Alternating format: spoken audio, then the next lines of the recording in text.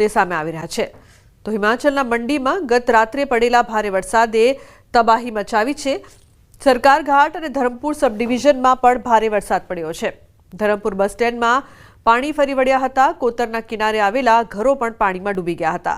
સરકારી બસો સહિત અનેક વાહનો પાણીમાં તણાયા। અત્યાર સુધીમાં એક વ્યક્તિ લાપતા હોવાની માહિતી સામે આવી છે। ભારે વરસાદથી સોનખાડના પાણીનું સ્તર ખૂબ વધી ગયું હતું। બસ સ્ટેન્ડ સહિત લોકોના ઘરો અને દુકાનોમાં પાણી ઘૂસ્યા। લોકોએ ઘરોની છત પર ચડીને પોતાનો જીવ બચાવ્યો। પોલીસ અને બચાવ ટીમોએ લોકોને સુરક્ષિત રીતે બહાર કાઢવાનું કામ કર્યું। હાલમાં સોનખાડનું પાણીનું સ્તર સામાન્ય થયું છે। પોલીસ અને વહીવટી તંત્રની ટીમો સ્થળ પર પરિસ્થિતિનો તાગ મેળવી રહી છે। बीती रात को मंडी जिला में एक बार फिर जो है वो भारी बारिश का कहर देखने को मिला है। इस बार ज़्यादा कहर जो है वो मंडी जिला का जो धर्मपुर क्षेत्र है वहाँ पर जो है वो देखने को मिला। यहाँ पर जो सोनखड्ड बहती है उस सोनखड्ड का जलस्तर इतना ज़्यादा बढ़ गया रात को कि उसके कारण यहाँ का जो अधिकतर बाजार था वो जलमग्न हो गया और उसके साथ साथ जो HRTC का बस स्टैंड था वो जलमग्न हो गया है। और जो HRTC के बस स्टैंड पर बसें खड़ी हुई थी या यहाँ पर खड्ड के किनारे जो और छोटे वाहन खड़े हुए थे जिसमें कार है, जीप है, स्कूटर है, बाइक है, वो सब जो वो पानी के तेज़ बहाव के साथ बह गए हैं और बहुत ज़्यादा नुकसान यहाँ पर हुआ है। लोगों के घरों में जो खासतौर पर धरातल है, चाहे दुकानें हैं चाहे घर है, वहाँ पर जो है वो पानी और मलबा काफ़ी ज़्यादा घुस गया है। रात को जब ये सब कुछ हुआ तो लोग जैसे तैसे या तो दूसरी मंजिल पे, तीसरी मंजिल या फिर छत पर जाकर जो है वो लोगों ने जैसे तैसे जो है वो अपनी जान बचाई है। पुलिस की टीम, प्रशासन की टीमें रात से ही मैदान में जुटी हुई है। DSP धर्मपुर संजीव सूद से जो हमारी बातचीत हुई है उन्होंने बताया कि अभी तक किसी प्रकार के जानी नुकसान की कोई सूचना नहीं है, लेकिन एक व्यक्ति के जो है वो मिसिंग होने की बात कही जा रही है जिसे पुलिस की तरफ से वेरीफाई किया जा रहा है। अब सोनखड्ड का जो जलस्तर है वो अब धीरे धीरे जो है वो सामान्य हो रहा है और जो इसके कारण यहाँ पर नुकसान हुआ है वो काफ़ी ज़्यादा नुकसान यहाँ पर हो चुका है। इससे पहले भी जो सोनखड्ड की हम बात करें तो उससे पहले भी सोनखड्ड का जो है वो कई बार रौद्र रूप जो है वो धर्मपुर की जनता देख चुकी है और कई बार इस सोनखड्ड के रौद्र रूप ने जो है वो यहाँ पर बहुत ज़्यादा तबाही मचाई है। न्यूज़ 18 हिमाचल के लिए मंडी से वीरेंद्र भारद्वाज।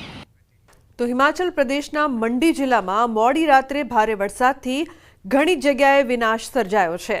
મંડી જિલ્લાના ધરમપુર બસ સ્ટેન્ડ અને બજારોમાં ભારે નુકસાન થયું છે। બસ સ્ટેન્ડ પર પાર્ક કરેલી ઘણી સરકારી બસો અને વાહનો પાણીના જોરદાર પ્રવાહમાં તણાઈ ગયા છે। ધરમપુર વિધાનસભા મતવિસ્તારના ભાજપ નેતા રજત ઠાકોરે જણાવ્યું કે ધરમપુર બસ સ્ટેન્ડ સંપૂર્ણપણે નાશ પામ્યું છે અને બજારમાં પણ પાણી ઘૂસી ગયા છે। 7 થી 8 લોકો ગુમ થયાના અહેવાલ છે। લોકોના ઘર અને દુકાનો પણ પાણી અહીં ઘૂસી ગયા છે। પૂરના જોરદાર પ્રવાહમાં એક પુલ પણ ધોવાઈ ગયો છે। ધરમપુરમાં કરોડોનું નુકસાન થયું છે। जनजीवन प्रभावित થયું છે।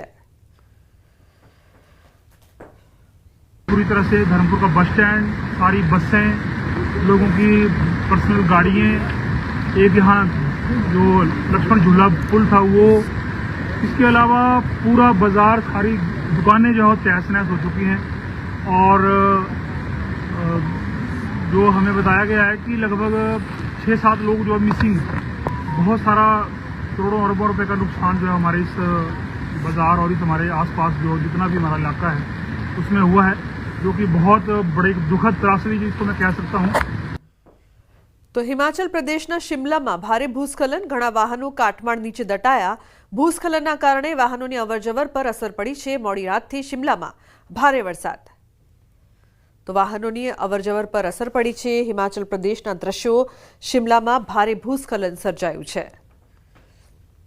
तो जनजीवन छे ते ठप थई गयुं छे। घणा वाहनो पण काटमाळ नीचे दटाया होवानी माहिती सामे आवी रही छे। वाहनोनी अवरजवर पण अटकी। उत्तराखंडना देहरादूनमां फरी एकवार कुदरते कहर मचाव्यो। देहरादूनना बहाરના વિસ્તારમાં વાદળ ફાટ્યું। સહસ્ત્રધારા વિસ્તારમાં વાદળ ફાટવાની સાથે ભૂસ્ખલન। અત્યાર સુધીમાં 2 લોકો લાપતા છે। SDRF NDRFની ટીમે બચાવ કામગીરી શરૂ કરી છે। તો રસ્તા પર નદીની જેમ પાણી વહેતા થયા છે। પૂરના પ્રવાહમાં એક કાર ચાલક પણ ફસાયો હતો। વાદળ ફાટવાની સાથે ભૂસ્ખલનથી જનજીવન પ્રભાવિત થયું છે। લોકોને મોટા પાયે નુકસાનની સંભાવના। તો દેહરાદૂનના બહારના વિસ્તારમાં વાદળ ફાટ્યું છે। દ્રશ્યો આપ જોઈ શકો છો। વાદળ ફાટવાની સાથે ભૂસ્ખલન પણ થયું છે। 2 લોકો લાપતા છે। પૂરની પરિસ્થિતિની વચ્ચે SDRF NDRFની ટીમે બચાવ કામગીરી શરૂ કરી છે। તો અનેક વિસ્તારથી તબાહીના દ્રશ્યો, તંત્ર મદદ પહોંચાડવાનો પ્રયાસ કરી રહ્યું છે। રેસ્ક્યુની કામગીરી પણ કરવામાં આવી રહી છે। પૂર બાદ ભારે તબાહીના અલગ અલગ દ્રશ્યો દહેરાદૂનથી પણ સામે આવી રહ્યા છે। તો એસડીઆરએફ એનડીઆરએફની ટીમ છે તે બચાવ કામગીરી કરી રહી છે। લોકોને બચાવવા માટે પણ સતત પ્રયત્નશીલ છે। 2 લોકો હજુ પણ લાપતા છે, તેમની શોધખોળ કરવામાં આવી રહી છે। તો તબાહીના દ્રશ્યો આપ જોઈ રહ્યા છો ઉત્તરાખંડના દહેરાદૂનથી, જ્યાં વાદળ ફાટવા બાદ કેવી પરિસ્થિતિ છે।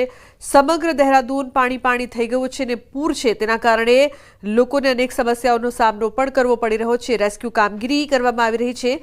એસડીઆરએફ એનડીઆરએફની ટીમ બચાવ કામગીરી કરી રહી છે।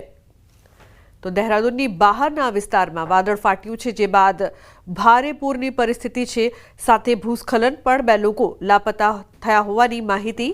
એસડીઆરએફ એનડીઆરએફની ટીમે બચાવ કામગીરી શરૂ કરી છે, પરંતુ હજુ 2 લોકોની ભાળ નથી મળી।